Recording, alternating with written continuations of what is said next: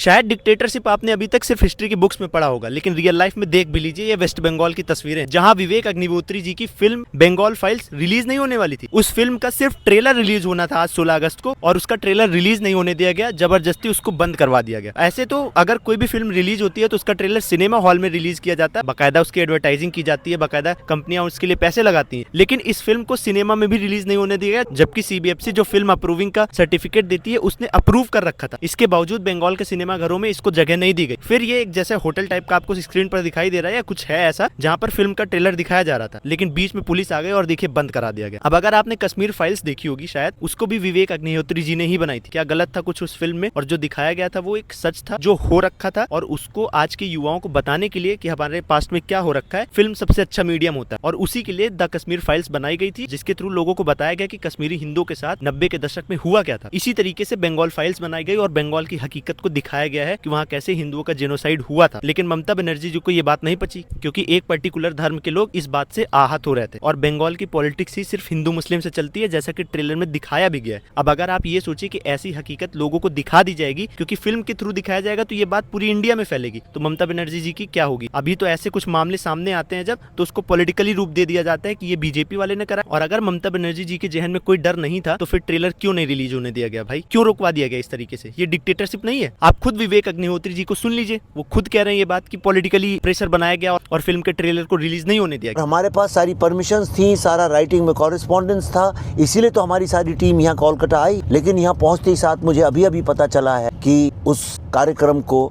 रद्द कर दिया गया, और वो इसलिए कैंसिल किया गया है, उसकी एक्सक्यूज ये दी गई है, जो कि राइटिंग में नहीं अनऑफिशियली दी जा रही है, कि उनके ऊपर बहुत सारा पॉलिटिकल प्रेशर है और वो किसी भी तरह का पॉलिटिकल टर्मोइल नहीं चाहते हैं, और चूंकि वो यहाँ पे सरवाइव कर सके इसलिए उनके लिए सही नहीं होगा। मैं उनकी मजबूरी समझता हूँ। कोई भी बिजनेस हाउस क्यों ऐसा काम करेगा जिसके कारण उसको पॉलिटिकली आगे चल के बहुत मुसीबत हो? तो बात सिर्फ इतनी सी है, और पूरे भारत को समझनी चाहिए और पूरे भारत को इसके खिलाफ आवाज उठानी चाहिए।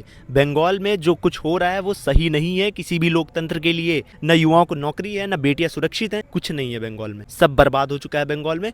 और अगर सरकार नहीं बदलती है 2026 में होने वाले इलेक्शन में, तो विश्वास मानिए ये जो बांग्लादेश से पहले बंगाल, उसके बाद अब झारखंड, बिहार, फिर यूपी, बचेगा कुछ नहीं सर। इसलिए बहुत जरूरी है जागना सबके लिए। बंगाल जल रहा है और ये दूसरा कश्मीर न बन जाए, इससे पहले आपको आवाज उठानी पड़ेगी। जय हिंद, जय भारत।